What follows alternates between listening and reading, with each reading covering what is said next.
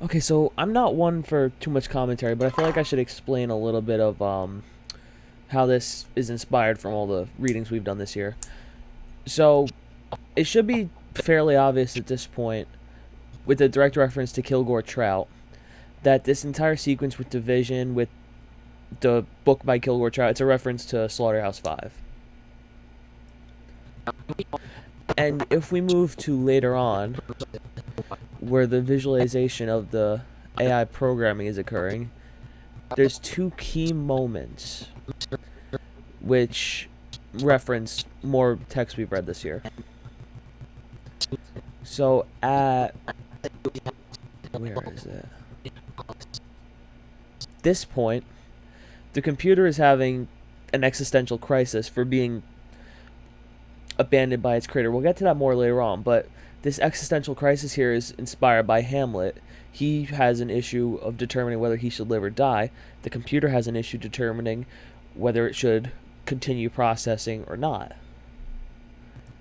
And then almost immediately after, we have this reference to Frankenstein. Now, the computer thinks that its creator, Henry Smith, has abandoned it, when in reality he was just sleeping. But the computer doesn't know that. So the computer starts to develop this sort of complex like Frankenstein's monster does, where he feels abandoned and he wants to deliver that pain back to his creator. And then things go a little bit haywire and the computer takes over, which is kind of indicated by this message at the end, where it's explained that the AI won and basically has control over Earth.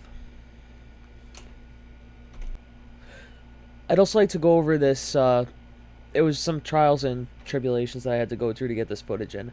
So this footage here is me. I've removed my beard in post just to make it seem like more in the past. And this footage worked out pretty well. But I thought, hey, maybe I can make myself younger. So I spent a significant portion of my time using a deep faking algorithm, machine learning, to try to replace my current face with my old one. So this was the first result.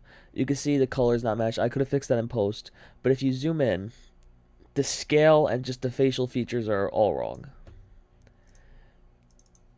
After coloring and doing some more messing around, you can see that I've achieved this, which admittedly is better in terms of color, but still in terms of facial features it's bad, and it's blurry, the close-up.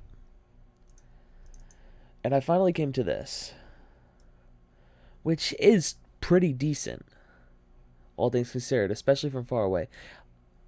I would have liked to do the eyes a little bit better, but I could have just masked those out and feathered.